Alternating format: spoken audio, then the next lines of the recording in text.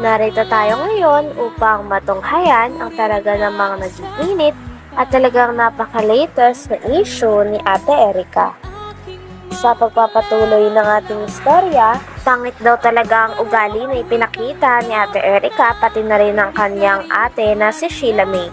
Sabi pa nga ni Kalingap Val ay magaspang daw ang uri ng ganong ugali na dapat hindi tinataglay ng mga apo dahil lalo na ang kanilang lolo at lola ang nagpalaki at nag-aruga sa kanila.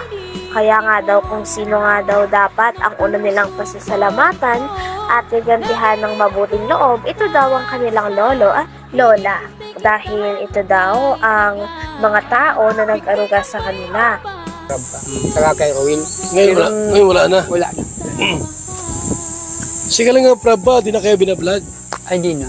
Si Ruel, gano'n, di wala na rin si Ruel. Wala na din po. Nag-vlog. Wala na din po. Okay. Tapos alam natin yung totohanan, yung kwento po. Kasi pangit naman yung basta ka lang, dadali. Mahirap. Mahirap man yun. So, mula na rin po sa kanila, kung sino po itong dalawang ito na apo nila po na sabi nga ni tatay, ng ugali. Tawag yan ni magaspang ang ugali. Hindi maganda yung gano'n. Pangit yan. Dapat yung utang na loob, saka bumahal sa lolo't lola, yun na doon dapat. Ano kung wala ng pera tayo, babalik dito? Ay, wala na. Hindi ko natanggapin dito. Kasi kailan pa. Talagang ayaw ko na. Pag sinabi Malalim ko, yung sugat. pag sinabi ko na dito.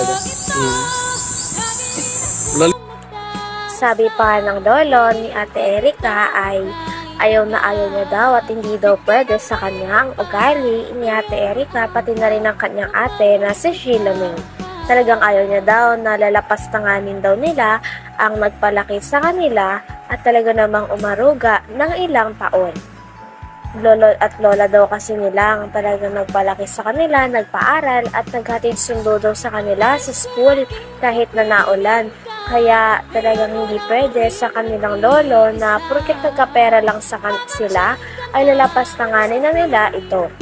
Wala nga daw siyang pakis sa pera nila Ate Erica, ngunit ang sa kanya lang ay ang ugali talaga ang dapat nilang ayusin sapagkat dapat hindi nila ginaganon tratuhin ang mga taong nagpalaki at nag-aruga sa kanila ng maayos ng bata pa sila. Yes, kaya pumunta kami dito at makausap din po namin kayo para alam namin yung mga dahilan.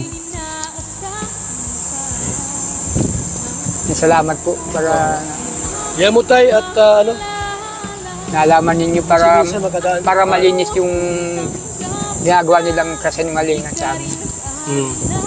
Alam din po Sakali ninyo. tayo na pumunta sa akin sila Mi at magpa-vlog din at sumagot.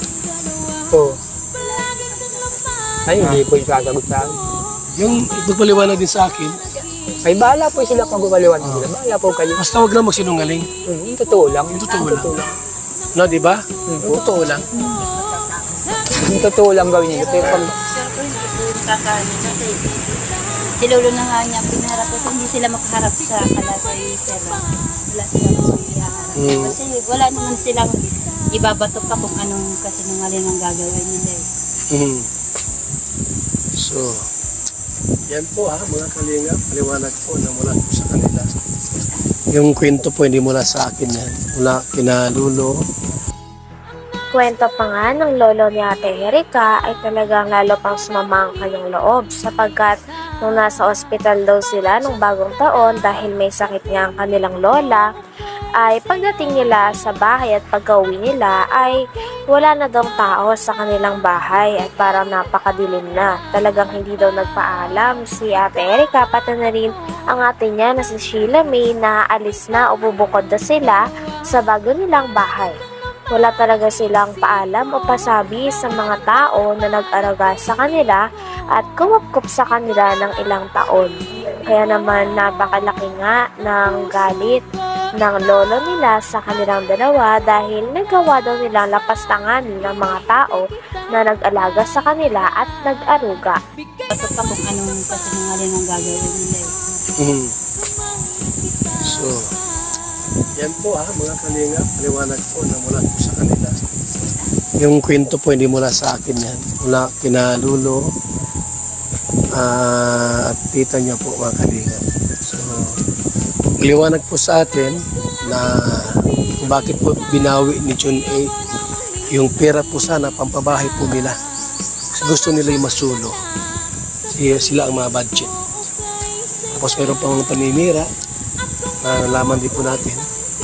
Alam mo mga kalingap, bilang isang charity vlogger po, yung aming pagtulong po ay systematic po tayo. Hindi yung ubos-ubos biyaya, bukas na katunganga. Hindi tayo ganun mga kalingap. Salamat po sa ating lahat. Taas, masarang bigas, isang lang. Bigas. Kwento pa ng lolo ni Ate Erika ay hindi daw totoo talaga na nakakatanggap pa sila ng sustento galing kay Ate Erika. Dahil ang huli nga daw nilang natatanggap ng mga pera ay nung binavlog pa sila ni Kalingap Rab at ni Kalingap Roel. Ngunit ngayon ay mali daw talaga ang pinapakalat nila na nagsusustento pa din daw si Ate Erika at ang kanyang kapatid o ate na si Sheila May.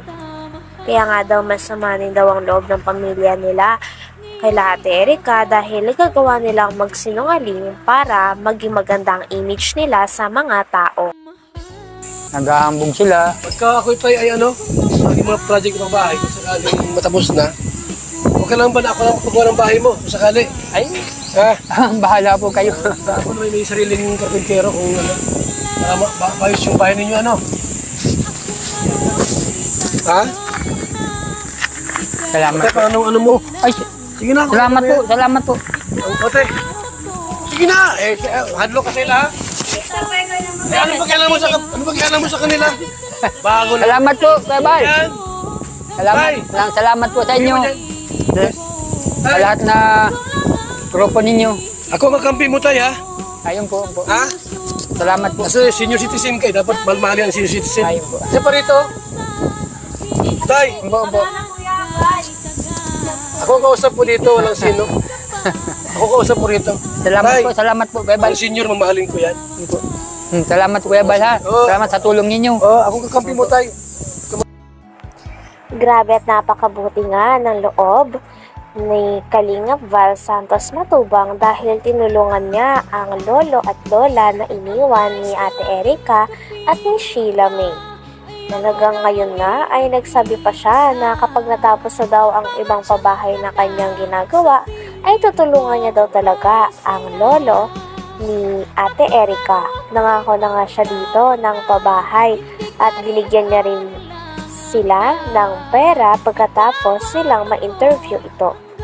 Hindi lang pera ang binigay ni Kalingap Val Santos Matubang upang makatulong sa pamilya na ito sapagkat binigyan niya rin na isang sako ng bigas ang lolo ni Ate Erika. Kaya naman todo ang pasasalamat ito sa kanya. Sabi nga nila ay hindi naman na daw kailangan ng mga pera at bigas, ngunit pasasalamat pa rin nila kay Kalingap Val Santos Matubang dahil napakabuti ng loob. Sa lahat na grupo ninyo. Ako magkampi mo tayo, ha? Ayun po. Ha? Salamat po. Kasi senior citizen kayo, dapat malmali ang senior citizen. Ayun po. Isa pa rito. Tay, Umpo. ako kausap po dito, walang sino. Ako kausap po rito. Salamat po, Kuya Bal. Ang senior, mamahalin ko yan. Salamat Kuya Bal, ha. Oo. Salamat sa tulong ninyo. Ako kakampi mo tayo. Ito mag-alala. Ha? Di ko po naasahan na Salamat po pupunta sa kayo iyo. dito. Ganito. Ano? Ibigyan niyo Ako kami. tayo, hindi ko sisiraan si Erika. Gusto nga, magkasundo kayo eh. Ayan. Pero hintayin ko yung panahon na magkasundo kayo. Ha? Bahala ka po. Pero talaga sa Kasi, pera. magano yung mamatay tayo may sa puso. Pagpapatawad. Ano? Siguro kayo, nag-iinakit kayo. Pero, lilipas din naman yan. Huwag muna ngayon. Opo. Salamat po sa inyong grupo. Tara! Okay. Salamat. Salamat tayo. Hanggang dito na lamang muna ang ating napaka-latest at napakainit na issue ni Ate Erika. Maraming salamat sa inyong panonood. Hanggang sa muli. Bye!